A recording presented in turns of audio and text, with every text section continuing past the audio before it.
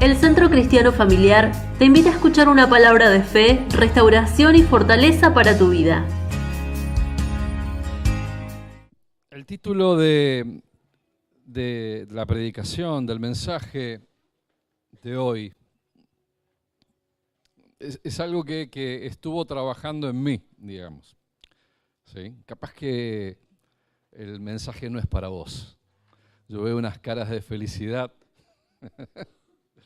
veo caras de alegría, ¿no? Porque el Señor te devuelve el gozo.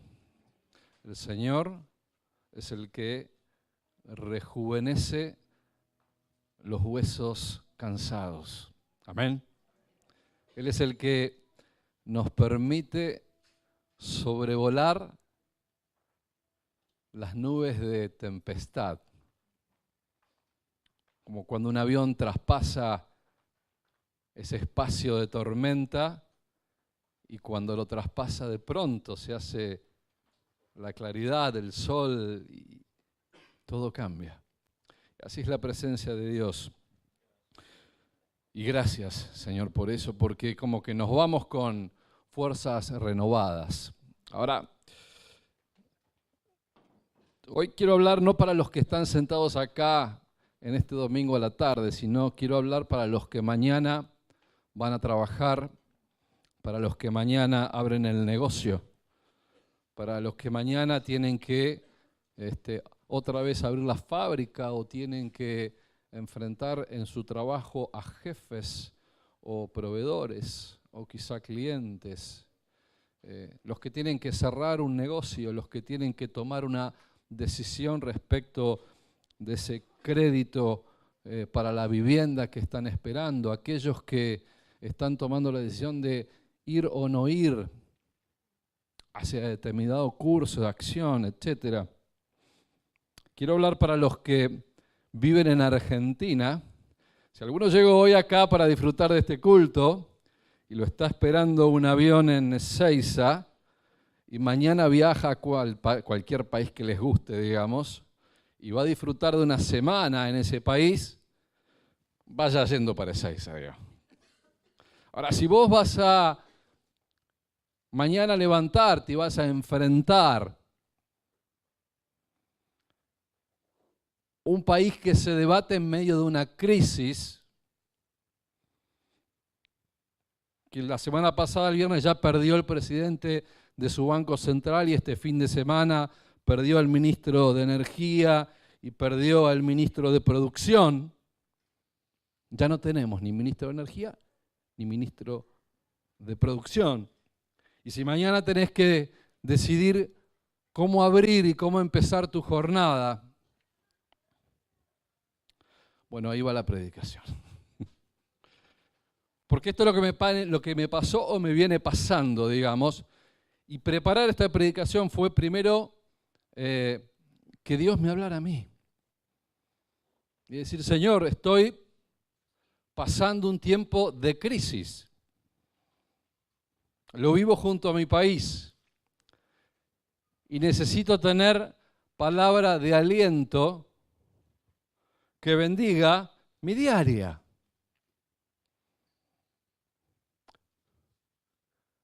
Crisis versus Cristo. Vos sabés que ambos tienen algo en común.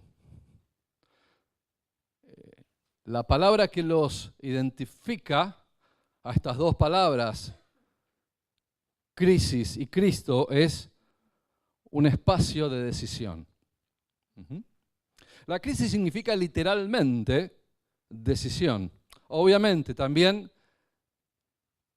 está asociado, se vincula a este estado de situación donde hay tormenta, donde hay zozobra, donde hay desconcierto, donde se produce un exceso de adrenalina en las personas que están en medio de esa tormenta.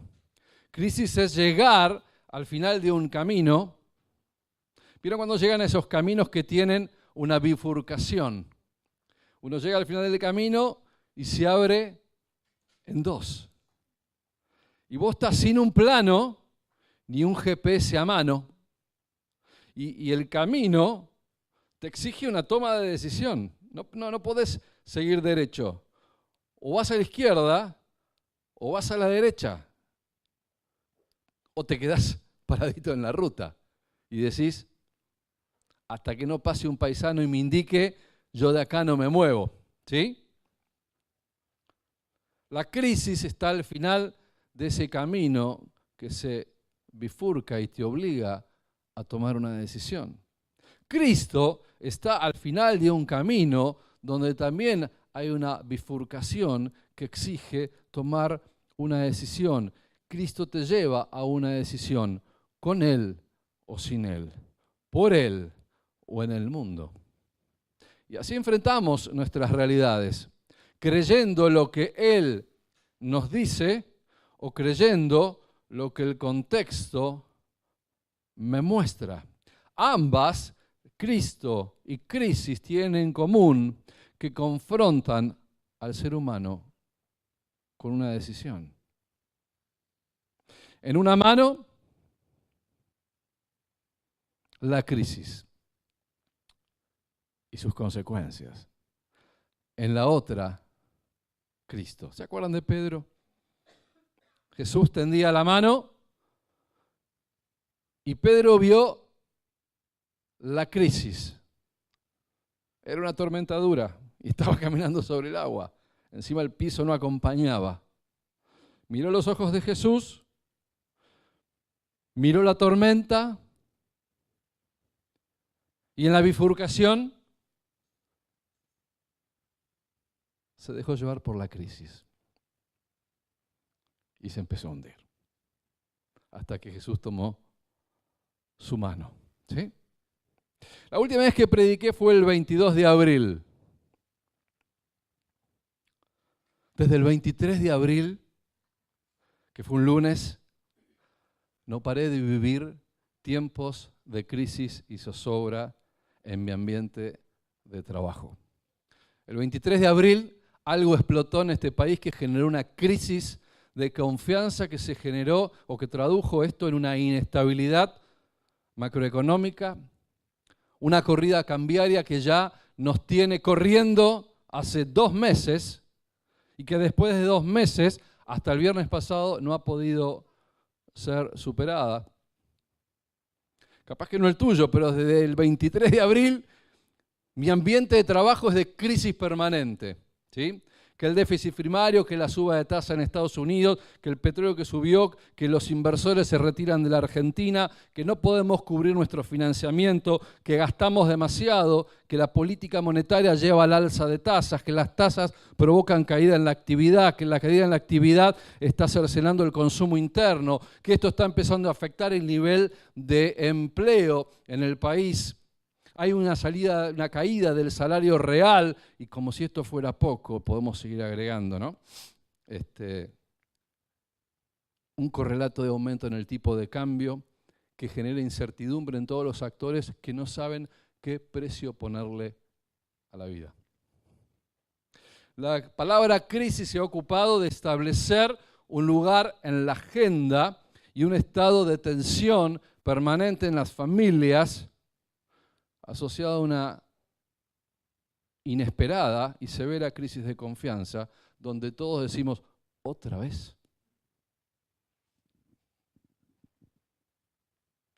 Argentina siempre es un país en crisis. Tenemos ciertos defectos de base que nos hacen no poder superar, y es como algo que nos persigue a los argentinos, y algo por lo cual debemos orar. La iglesia tiene que orar por este problema histórico que en la Argentina tiene, que está esclavizada a una realidad de crisis que cada N cantidad de tiempo nos estalla en la cara. No es una crisis solo en aspecto económico. Argentina viene acumulando problemáticas de crisis a nivel social y a nivel de los valores. Y no solamente a nivel económico, pero lo que pasa es que el combo, la sumatoria de problemáticas a nivel social, a nivel de valores y a nivel económico, nos ponen en la ruleta del mundo, siempre apostando a perder. ¿Saben cuántos países hay en el mundo? 195 reconocidos. Hay algunos más que no han sido reconocidos como Estado de Nación. Hay 195 reconocidos. Busquen un país que acumula décadas de degradación moral e intelectual y lo van a encontrar. Argentina. Busquen un país donde los índices de pobreza suben cuando en el mundo bajan y lo van a encontrar. Argentina. Busquen los 10 países con mayor inflación en el mundo. Poneme la filmina. Y van a encontrar entre ellos Argentina. Esto no es el Mundial, ¿sí? No es la Serie D. Sí, es la Serie D. Pero no del Mundial. De los 10 países, 2 son latinoamericanos y el resto son todos africanos. Países en extrema pobreza. Pero nosotros compartimos podio porque nos gusta. La inflación en el mundo oscila entre el 0,70% y un 3%. Ha dejado de ser un problema de las naciones. Las naciones se preocupan por disminuir la pobreza.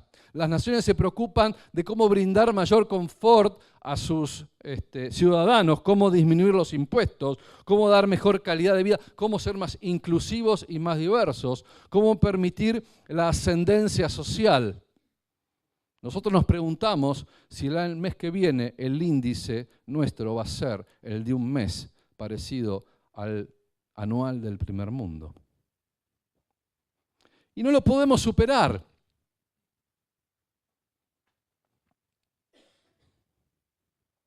Hay 3 países que en este momento recurren al tipo de programa de asistencia que estamos requiriendo del Fondo Monetario Internacional.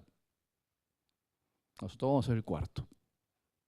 Irak, Jamaica y Kenia. Y ahora se suma Argentina a este honroso grupo de países que piden socorro. No voy a ahondar en las razones, porque son muchas. Lo que quiero es poner foco en las sensaciones y consecuencias que genera esto en la gente. Sensaciones de fracaso, de inestabilidad, de pérdida de riqueza, de inseguridad. Como si esto fuera poco, somos un país idólatra. Porque nada viene por casualidad.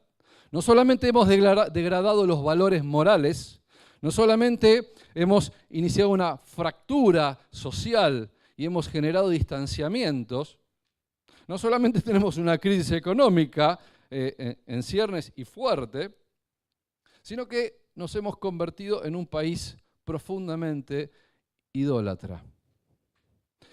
No voy a ahondar los que ustedes saben, no voy por el lado que ustedes piensan. Entre las muchas formas de idolatría hay una particular, el dólar. El dios verde ese con la carita de Washington. El argentino idolatra el dólar. Para el argentino, el dólar se ha transformado en un dios en el cual deposita su confianza. En estos días los medios de comunicación social tienen como noticia principal la evolución de cualquier canal que pongan, cualquier noticiero, cualquier programa de medio de comunicación, de chusmerío, de los que hablan de los que saben y los que no tienen ni idea, todos hablan del valor del dólar y de la crisis cambiaria. Todo el mundo sabe de qué está hablando. Pasan la imagen de gente frente a las pantallas de cotización en el microcentro. Si le preguntáramos a ellos, muchos dirían que no tienen un solo dólar, ni que tampoco van a comprar ni han comprado. Sin embargo, están desesperados por la cotización del dólar. Pero mira el dólar.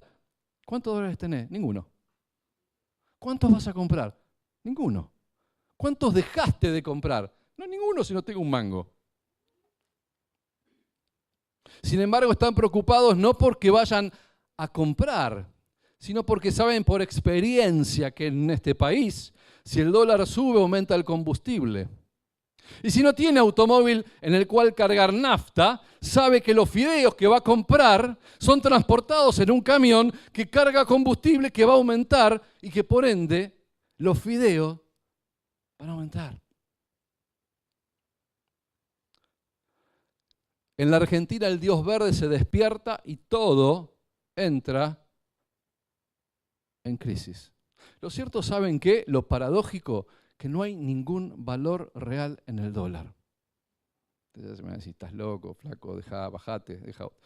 No, yo estoy diciendo algo que es más grave y que es el foco de nuestra idolatría.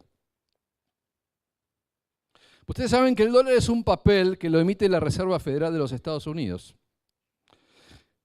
Ustedes saben que no hay país más gastador o con mayor déficit que Estados Unidos.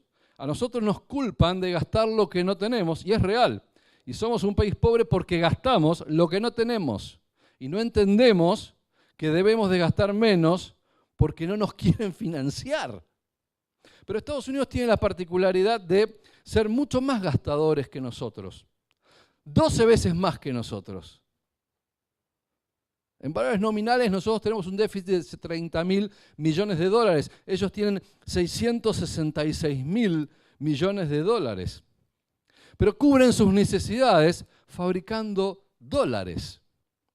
Y para evitar que esa emisión de dinero afecte la inflación de su país, ese dinero emitido sin respaldo, exportan esos dólares a millones de personas en el mundo dispuestos a guardarse esos dólares y no provocar inflación en Estados Unidos simplemente porque creen en el Dios verde. Nos hemos convencido que tener ese papel que intrínsecamente no tiene ningún valor es una fuente de seguridad mayor que cualquier otra cosa a la cual le pongas precio. Y nos han convencido de que ahorrar en el Dios verde es sabiduría en estado puro. No te estoy diciendo que no ahorres en dólares, ni que los guardes, ni que queme los que tenés, ni que los te deshagas. Si los tenés, tenelos, guardalos. Estoy tratando de decir que el dólar se ha transformado en un ídolo porque la gente ha depositado su confianza y su fe ciegamente en ese billetito verde con la cara de Washington. Increíble, ¿no?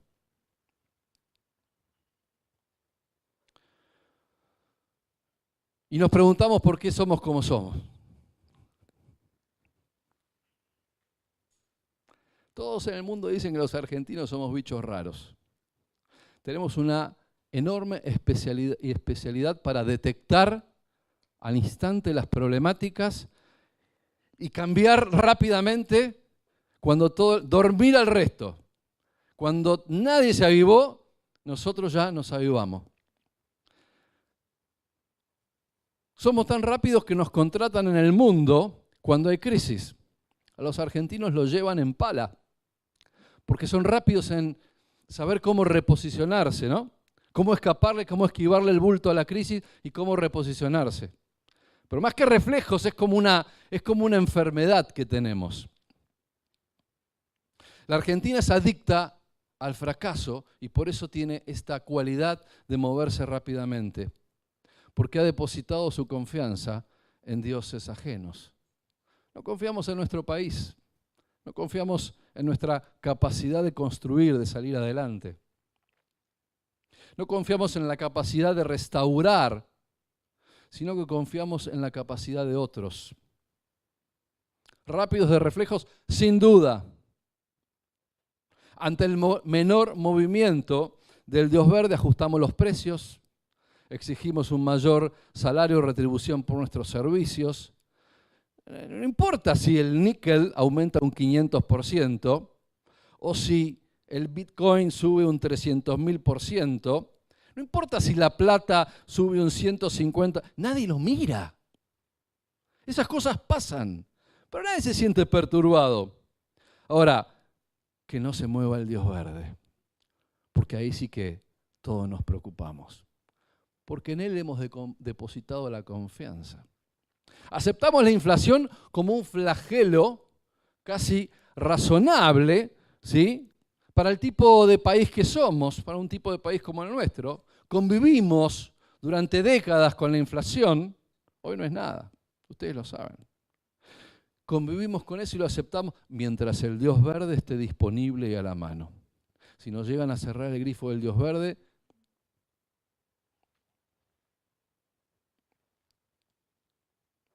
si ser un país idólatra no es suficiente, nos hemos abocado, como decía Carlos, a contaminar la tierra ahora con el asesinato de inocentes.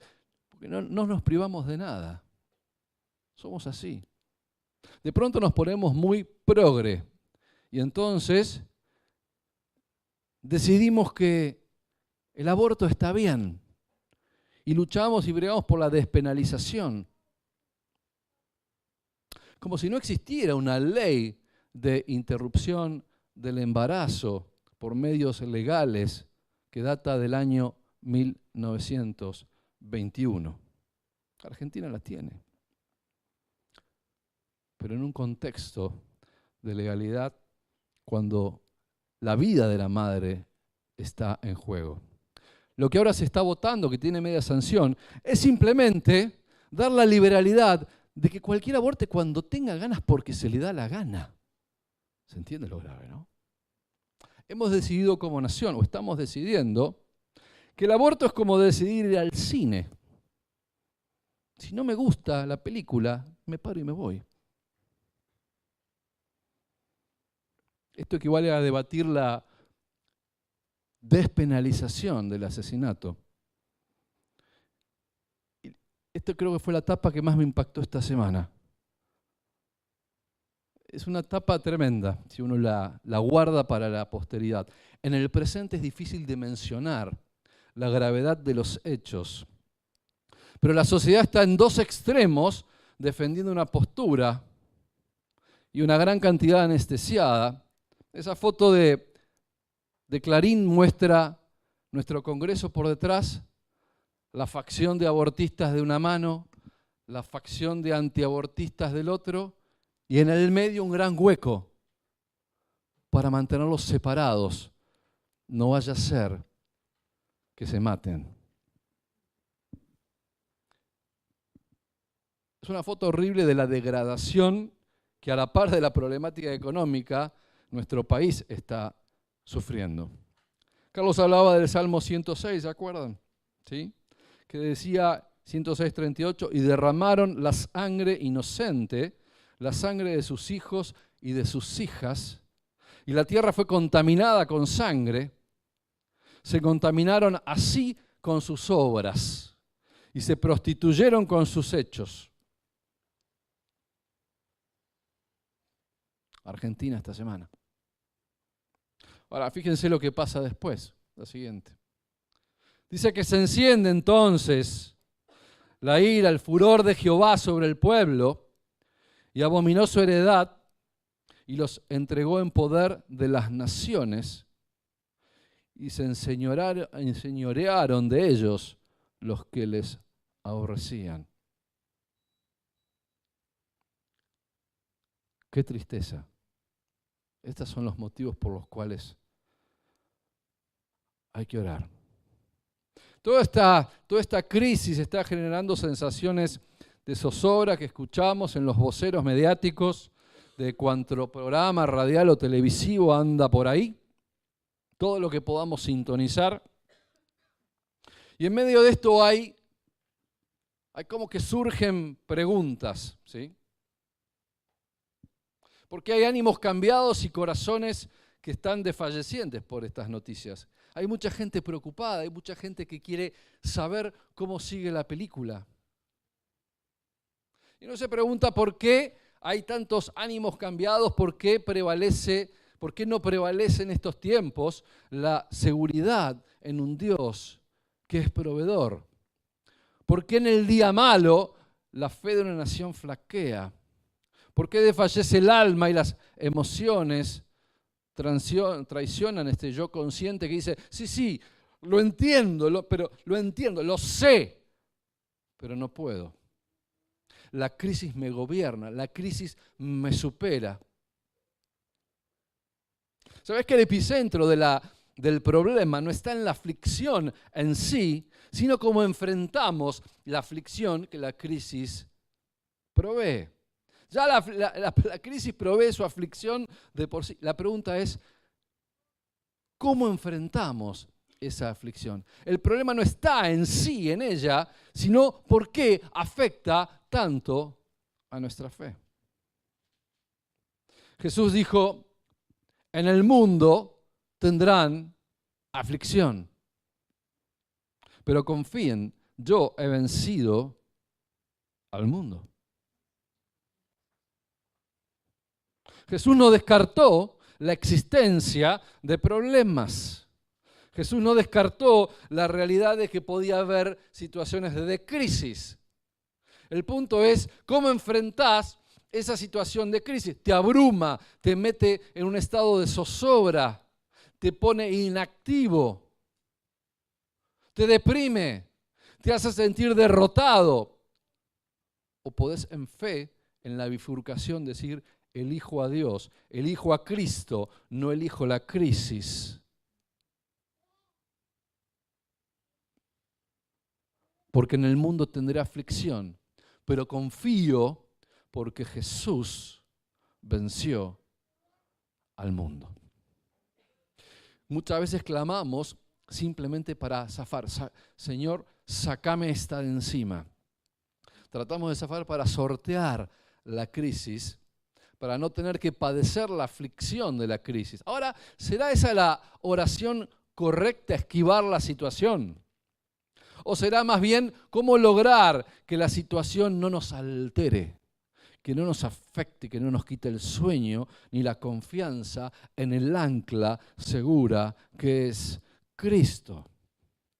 ¿Será que debemos orar para no hundirnos como le pasó a Pedro, que las circunstancias y la crisis lo hundieron en vez de estar poniendo su mirada en los ojos de Jesús, que extendía su mano y le decía, solamente tenés que creer?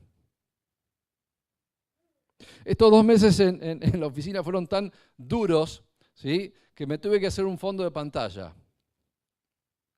Bueno, por ahí no se ve. Pero aquel dice, en el sistema financiero tendrás aflicción, pero confía, yo he vencido al sistema financiero. Todo está en ti.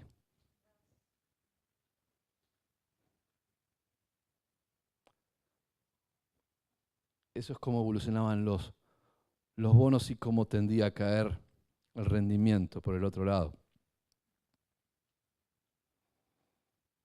Jesús estaba dando una clase práctica de supervivencia frente a la crisis. No a la crisis, solo Cristo. No se trata de evitar la crisis te va a alcanzar como alcanzó a Pedro la tormenta. Se trata de evitar el afán y la ansiedad que genera la crisis. Lucas 12:22 dice, Jesús le dijo, por tanto les digo, no se afanen por nuestra vida, ni estén en una ansiosa inquietud. Estaba inquieto. Ay, el dólar. ¿Abro o no abro? ¿Vendo o no vendo? ¿Aumento los precios o no los aumento? Los mando todos a su casa. Hoy pongo cerrado por duelo. No, ¿qué hago? ¿Cotizo o no cotizo? ¿Hablo con mi jefe, le pido un aumento o no? No gasto. ¿Gasto o no gasto? ¿Tomo el préstamo o no lo tomo? ¿La seña que iba a dar por la casa la retiro o no? ¿O avanzo? ¿Voy y cierro el préstamo en el banco? No, las uvas. Y así estamos. Por tanto les digo, no se afanen por vuestra vida. No te preocupes tanto por lo que vas a comer, lo que vas a beber. Ni estés en esta ansiosa inquietud. Mi Padre ya sabe. Aunque te cueste creerlo en la crisis, yo te entiendo, pero créeme, mi Padre lo sabe. En el mundo vas a tener aflicción, pero confía, ya lo vencí al mundo. Evitar el afán y la ansiedad, es decir, no quiero vivir por lo que veo, no quiero vivir por lo que siento. Esta la cantamos, ¿no? Quiero vivir por fe en la promesa de Cristo. Eso es evitar el afán y la ansiedad, es dejar de preocuparte por el cómo y sentirte satisfecho por el quién. No tanto preocuparte de cómo vamos a salir de esta, sino quién me está llevando y atravesando la tormenta. Deja de preocuparte en cómo obtener el salvavidas del Dios verde o del FMI para sentirte satisfecho con quien está al frente de los eventos que están afectando tu vida. Mira, cuando hay crisis de por medio, el afán y la ansiedad buscan un espacio de gobierno. Es su oportunidad. Es la oportunidad de copar la parada, ¿sí? De ocupar el espacio que tantas veces lo relegamos. Es el momento, la crisis provee al afán y la ansiedad el espacio rico para desarrollarse como se desarrollan los hongos. Cuando hay crisis parece que la sensibilidad está a flor de piel. Todo nos afecta. ¿Qué pasó? No, nada. No, pensé. Cuando hay crisis los problemas los percibimos más grandes. ¿Sí o no? Lo que veo y lo que siento es como que se magnifica. Es como la historia de la misión de los 12 espías. ¿Se acuerdan? Cada uno pasó por su propia crisis, por su momento de decisión. ¿Se acuerdan? ¿Qué pasaba con estos muchachos? Fueron encomendados por Moisés y Aarón a reconocer la tierra. Selectos los tipos, uno por cada tribu. Preparados. Príncipes. Con una misión. Ir y reconocer la tierra de la promesa. Todos los muchachos estaban en crisis, porque tenían un camino por delante y tenían que decidir. Dice Números capítulo 13, que los 12 vieron lo mismo. Los 12 fueron juntos. No es que se fue cada uno por un... Los 12 reconocieron la tierra durante 40 días juntos.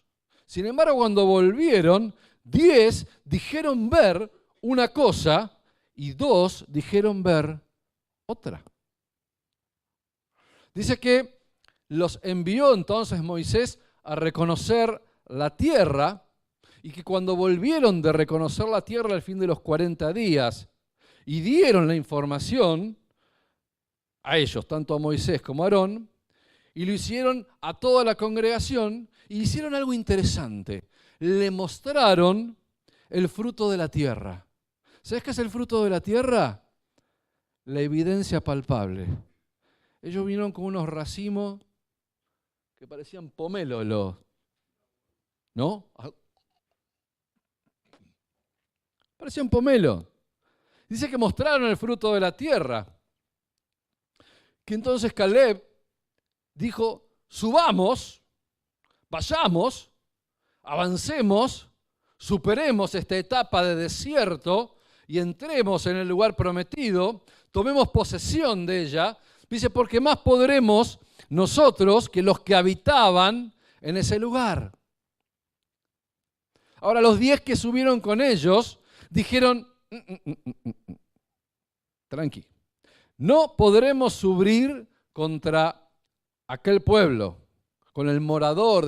No podemos, está muy bien, estamos en la brecha de la decisión, pero nuestra opinión es, me quedo en el desierto, porque lo que tengo por delante me pone en estado de crisis porque los tipos que vi ahí son gigantes. Es un pueblo que es más grande que nosotros. Es tierra que se traga a sus moradores. Y todo el pueblo que vimos en medio de ellas, dice, son hombres de grande estatura. Ellos estaban enfrentando su propia crisis, su propio momento de decidir de qué lado estaban. En una mano estaba el fruto de la tierra, la evidencia. En la otra, el espanto, el terror, el recuerdo de la experiencia que habían vivido de esos supuestos gigantes. También allá vimos gigantes, hijos de Anac, raza de los gigantes, para ponerle énfasis, ¿no?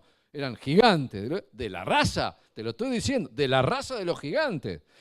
Y éramos nosotros, a nuestro parecer, como langostas. Y así les parecíamos a ellos. En el momento de crisis, las cosas se agrandan. A tal punto que capaz que te veas como una langosta. Y era tal la percepción que ellos tenían que pensaban que los otros, los gigantes, también los veían como langosta. No sé de dónde lo sacaron. A menos que le hayan preguntado, che, gigante, ¿cómo me ve? Langosta. Bueno, perdón. Pero no llegaron a tener esa interacción cultural. Pero ellos estaban convencidos de que ellos se veían como langostas y que a ellos les parecíamos también langostas. Ninguno dijo lo que vio. Ojo al piojo. Ninguno dijo lo que vio, sino lo que su recuerdo les permitió percibir y compartir. En una mano estaba la evidencia, porque la fruta se la trajeron. Del otro lado lo único que tenían era el recuerdo de lo que habían, el recuerdo de la crisis, de cómo los había afectado. Esto es algo curioso de las experiencias, ¿no? Es que uno no relata la experiencia, sino lo que recuerda de esa experiencia. Y en esto de transmitir, de transcribir la experiencia en el recuerdo de la misma, entra en juego nuestro afán y nuestra ansiedad. Cuando relatamos un episodio, una experiencia que vivimos, y la estamos relatando desde la base de nuestro recuerdo, porque no la podemos replicar. Estamos contando algo que me pasó. No sabés lo que me pasó. Eran 15. En serio, yo los vi. Magnificamos, ¿no?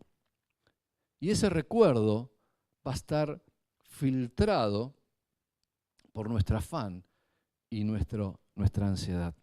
Cuando hay crisis, el afán y la ansiedad que quiere tomar gobierno se hará cargo de que los problemas se perciban más grandes y que no hay salida y que no hay que traspasar y que es preferible quedarte sentado en la arena caliente en el medio del desierto que tener el valor de mirar más allá y cruzar la barrera. Porque lo que veo y lo que siento se magnifican. El espanto de lo que me rodea, el espanto del recuerdo que me trae la experiencia vivida, no me permite.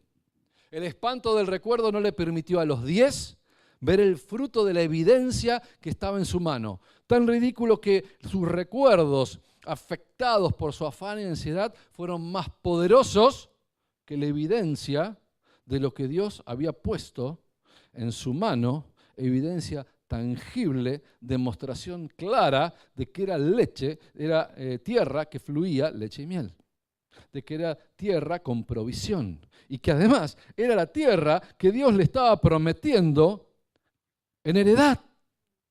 Pero ellos, en vez de ver ese fruto tangible que estaba en esta mano, solo podían tener el recuerdo del espanto y el terror que desde su percepción le traía el recuerdo de los gigantes que los hacían sentir como langostas y que además los gigantes creían que ellos eran langostas. claramente.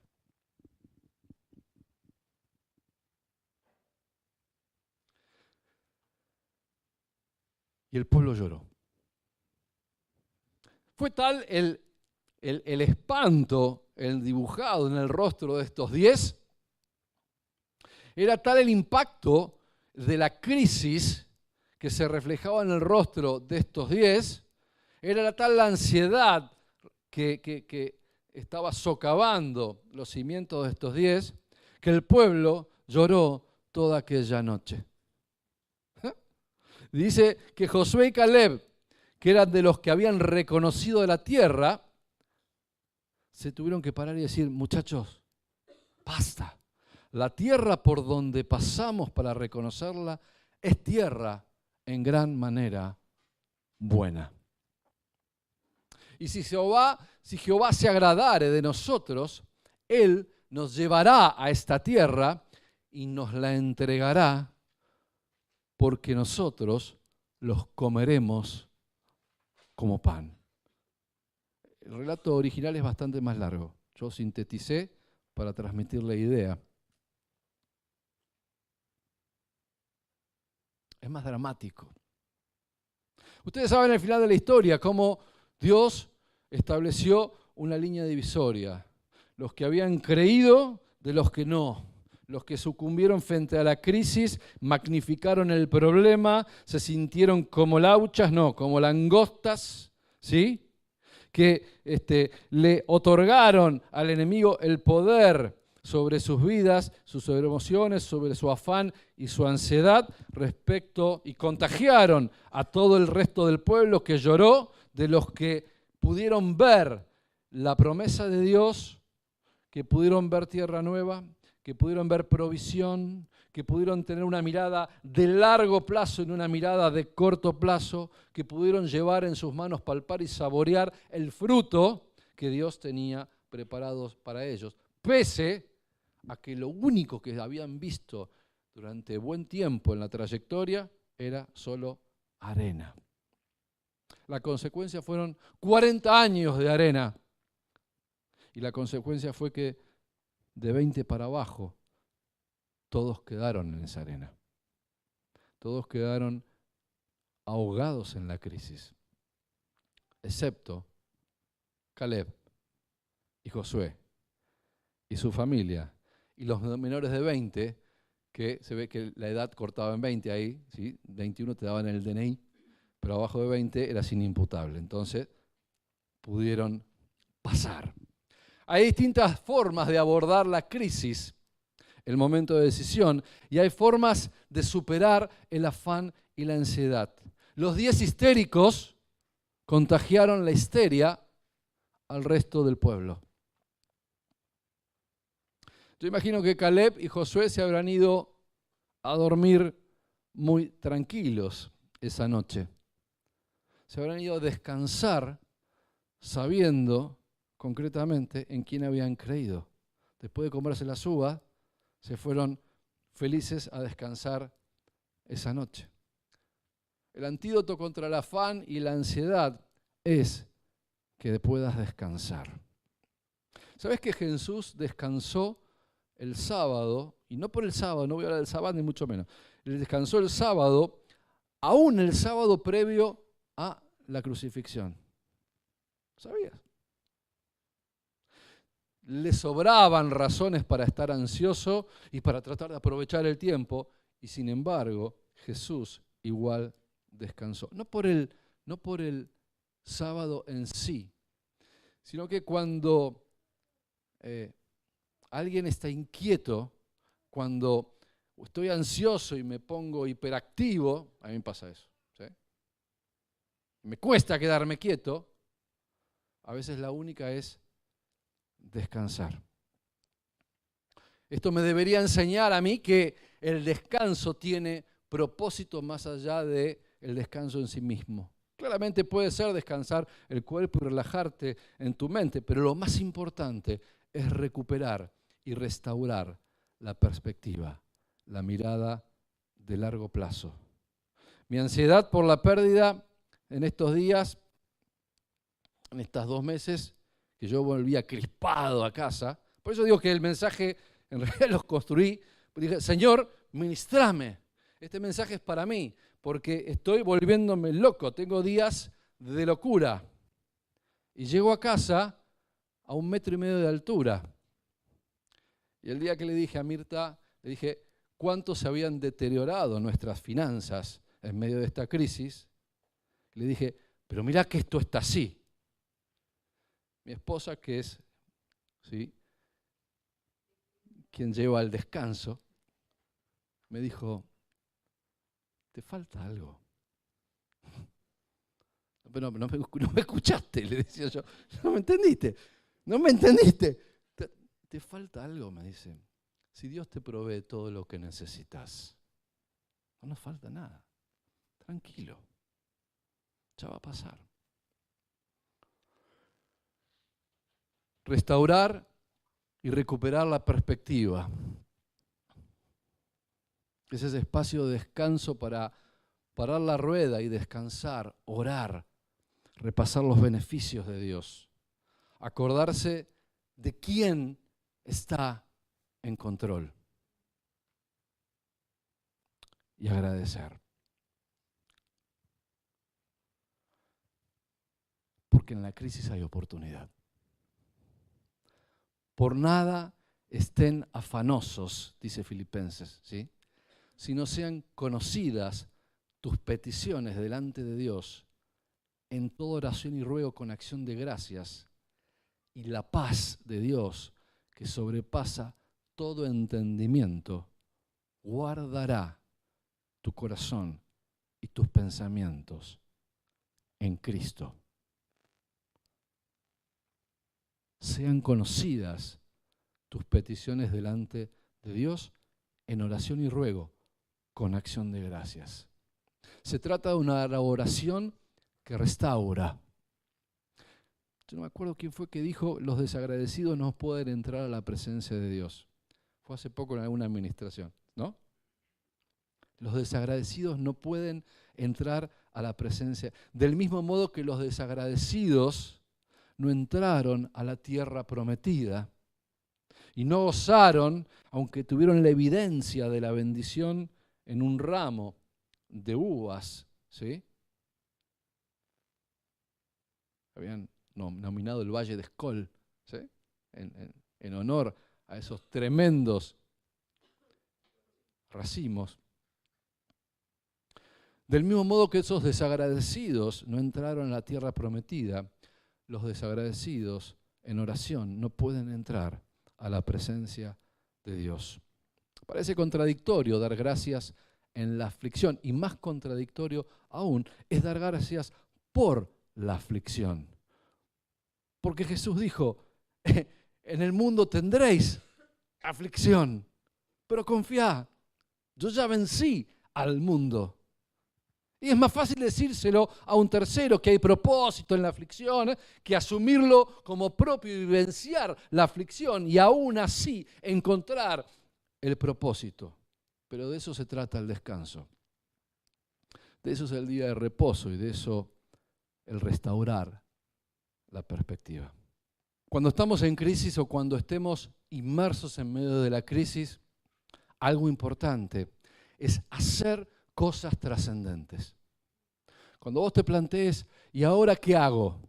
Mañana abro o no abro, me pongo o no me pongo, planteo o no planteo, construyo o no construyo. Estás pensando corto. En medio de la crisis es el momento de poner la mirada de largo y poner la cabeza en cosas trascendentes. Eso fue lo que hicieron Josué y Caleb. No veían que la conquista inmediata tenía sus complejidades. Ellos tenían puesta la mirada más allá, o como Pablo tenía puesta la mirada en lo que él llamaba el galardón. Cuando estamos atravesando crisis, mantengamos esa mirada de largo plazo y no coyuntural. Cuando estemos atravesando crisis, no asumamos la caída o la pérdida que tanto puede afectarte si es que te tocó perder. Y si te está tocando perder, no tomes la caída como un fracaso, sino como un aprendizaje. Cuando estés atravesando la crisis, ocúpate de privilegiar tu espacio de relacionamiento con el Señor. No sea que la crisis nos quite la capacidad de disfrutar de la abundante bendición de Dios. Que el Dios verde no ocupe el espacio que no debe ocupar, ni nos quite la capacidad de descansar, llevándonos a un estado de ansiedad. Que la crisis no tenga la capacidad de desviarnos de la visión de seguridad, donde Dios declara que Él está en control y donde Él nos declara que la vida del hombre no es la abundancia de bienes que posee. ¿Cristo o crisis? ¿A quién le vas a creer? Para pensar. Amén. Bien, qué bueno. Qué actual, ¿no? Qué palabra. Estaba pensando en algo.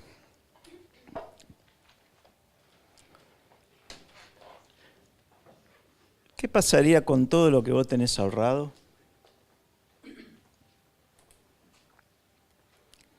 Un día el Señor me dijo,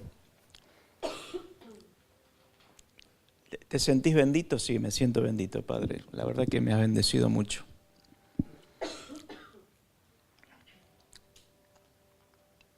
¿De quién es lo que tenés?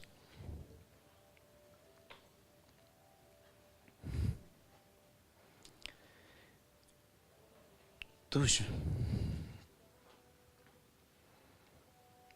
¿Y si es mío porque te preocupas tanto?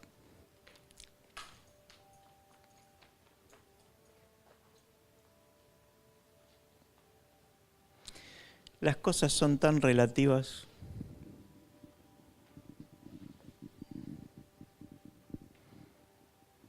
Te he dado tanto y un día que no te va tan bien,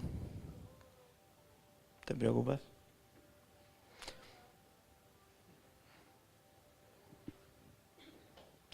¿Y si vuelvo mañana?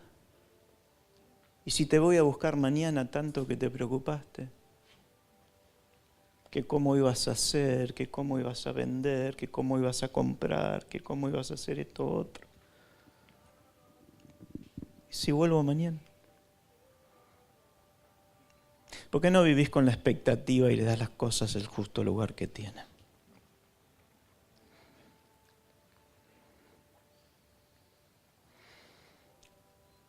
El otro día escuchaba de Noé. ¿Vos sabés más o menos cuánto tiempo estuvo Noé construyendo el arca? Casi 100 años. Durante todo el tiempo que Noé construyó el arca no servía para nada.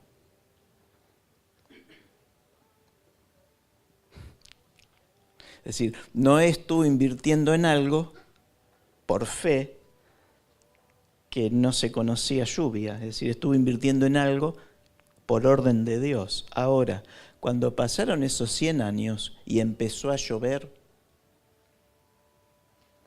lo más valioso que había sobre la tierra, ¿qué era? ¿Quién le dio valor al arca? La obra de Dios. ¿Ok? ¿Me seguís? Vino el diluvio. La gente, ¿qué quería hacer? Subir a algo que no estuvo construyendo 100 años en fe. Perfecto. Viene el diluvio. Pasa el diluvio y el arca queda encallada arriba de una montaña.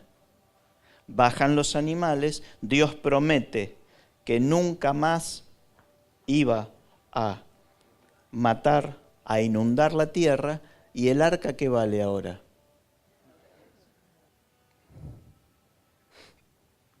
¿Qué valor tenía el arca? Museo, una visita guiada, no valía absolutamente nada. Porque lo que le había dado valor al arca es la obra de Dios, es lo que le sigue dando valor a nuestras vidas. Si te preocupas tanto, ¿por qué no pensás que mañana el Señor puede abrir los cielos y venir con una cantidad de jinetes impresionantes a buscarte? Porque Él cabalga en majestad, no sé si sabías. Pero cerrás tus ojos.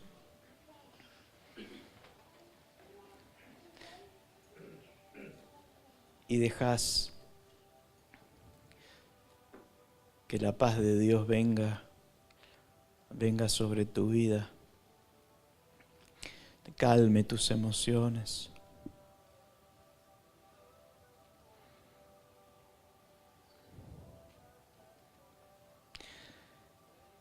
Yo estaré contigo, dice el Señor, hasta el fin. Yo estaré contigo hasta el fin. Si tengo que volver a hacer milagros creativos para cuidarte, los haré. Si tengo que mandar la nube de fuego sobre tu casa, la voy a mandar.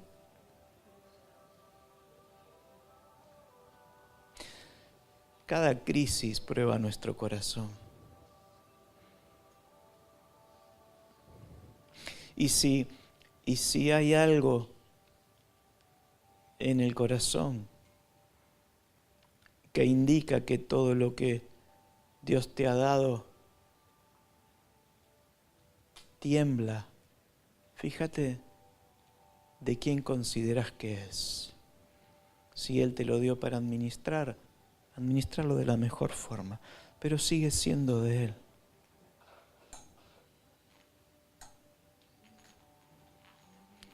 Tu vida, tu familia, sigue siendo de Él. La vida de tus hijos, tus nietos, siguen siendo de Él. Señor, hoy renunciamos a toda idolatría.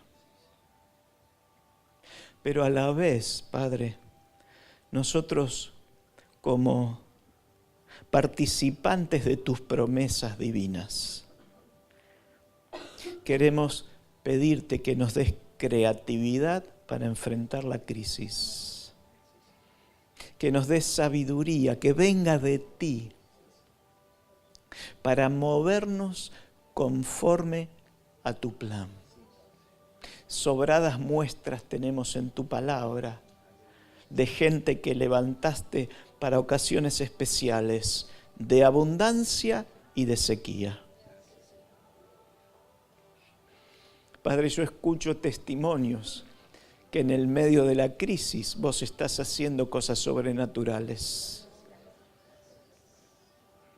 Te bendigo, Padre.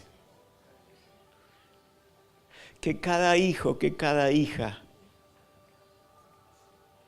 que tiene puesta su confianza en ti, que acampa bajo tus alas de amor,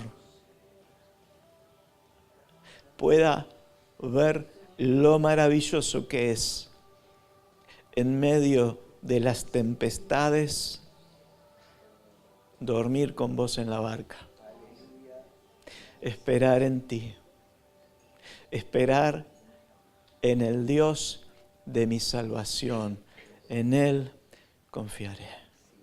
Padre, gracias, enséñanos a contar nuestros días, Señor.